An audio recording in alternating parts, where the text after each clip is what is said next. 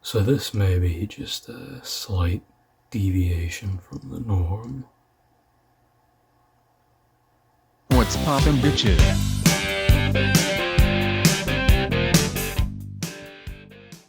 Welcome back to the worst channel on all of YouTube.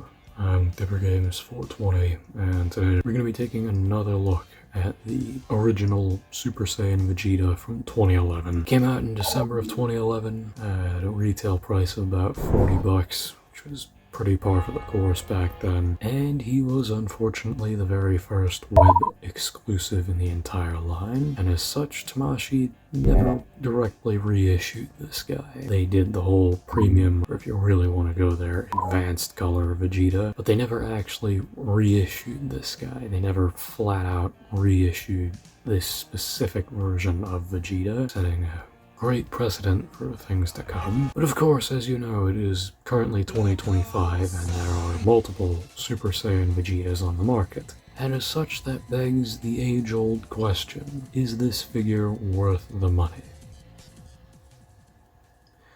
Slow your load there, asshole. Now, you may have noticed one of two things. One, the obvious camera difference.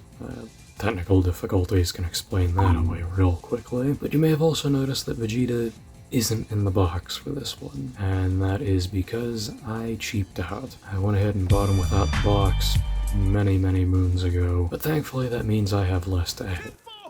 Or should I say, Because Leroy kisses everyone's ass. Funny. All I have to do is just chuck some pictures of his box up on the screen, and then maybe put his blurb on the back up, because this figure is like one of, what, 10 figures maybe in the entire line where they actually put a bio on the back. So there's all that if you want to look at it. And to avoid wasting your time any further, let's just cut to the chase and take a look at some comparisons here. And here Vegeta is standing next to the only figure from 2012 I could be bothered to pull out for this video, the original Trunks, and the only other figure from 2011 to be released, period, the SDCC exclusive Super Saiyan Goku. The only 3 figures in the line as of me recording this to share this hair color. 2 of the best figures from 2024 and 2022. And lastly, here Vegeta is, standing next to himself from his regressing his character arc phase. And oh my god guys, it's the original Goku Black, for real, on god, no cap, skibbity Ohio, got rid of this Phantom Tail. say his name and he.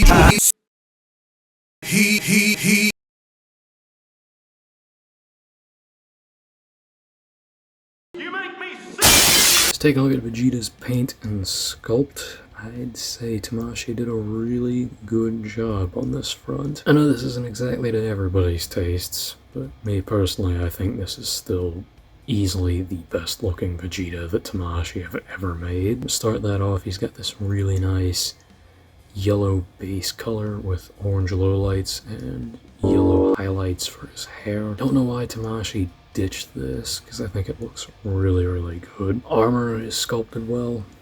It's got nice panel lining in it. Was originally a glossy finish, but I screwed up filming a stop motion one time, and I accidentally ended up stripping the finish with modeling clay somehow. I don't know how the fuck that happened. He's got some light shading throughout the blues on his body, and I think it looks good. The blues they went with for this guy look pretty nice. I don't think there's a lot of negative I can say about this figure aesthetically. I think the only thing they could have done is maybe make the shading a little more noticeable in the blue areas, but to be completely honest, I don't think this looks terrible. It's also got white tips on his boots. It's actually kind of a misconception that people have had for years about Android Saga Vegeta, but he actually did have different boots at the start of the Android Saga. Bizarrely enough, Sparking Zero felt the need to make this a completely different costume for Vegeta for whatever reason. So yeah, I mean, I guess that further proves my point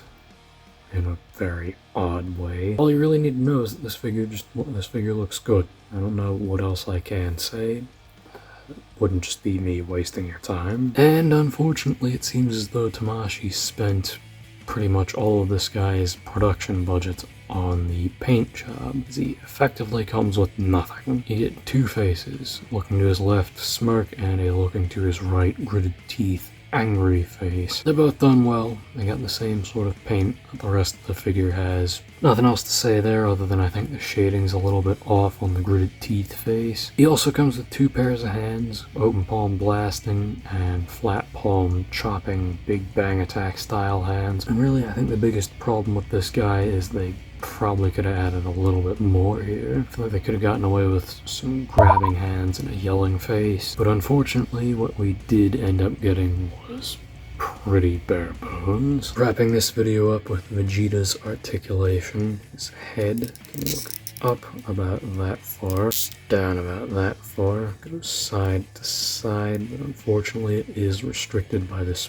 weird sculpted piece here that I'm not sure what it is. Full 360 out of his shoulder, no problem. Raises up about that high. Full 360 out of his bicep, double joint at his elbow, wrist pivot and swivel. His shoulder can cross his chest about that far. His waist is unfortunately a swivel unless you decide to pop it up, in which case you get this abomination and marginally more movement forward and back. Looks like shit either way you do it, so I would personally just leave it down. Fortunately, Vegeta being a 1.0 does come to his rescue here because his leg can drop down and allows him to kick that far forward, that far back, that far out to the side, and you do get a full 360 at his thigh. You also do get a double joint at the knee, barbell joint at the ankle that goes that far down, that far up,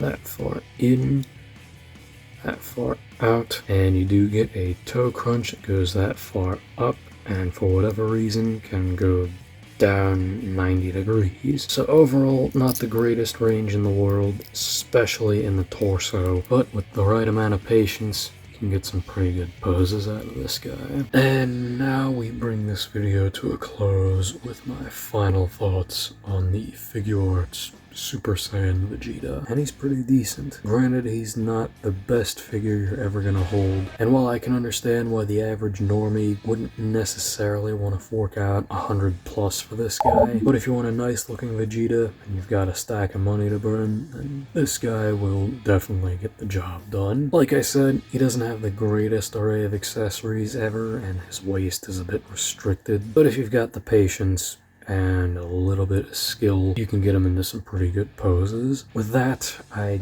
don't think I have much else to say here. This has been Dipper Games 420, and I'll see you guys next time.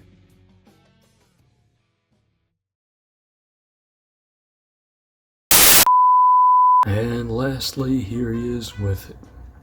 And if you've got the money, or you really, really want this guy, then I would absolutely... And lastly, here the original Vegeta is with himself during his regressing story. And lastly, here Vegeta is next to his... Welcome back to the worst channel in all of YouTube. I'm Dipper Games 420, and today we're going to be taking a look. And today we're going to be taking another look at the Figuarts. And today we're going to be taking another look at the Figuarts SDCC 2011 exclusive Super Saiyan Vegeta. Now that I've made myself from 6 years want to go fucking kill himself. And lastly, here Vegeta is next to himself from his regressing the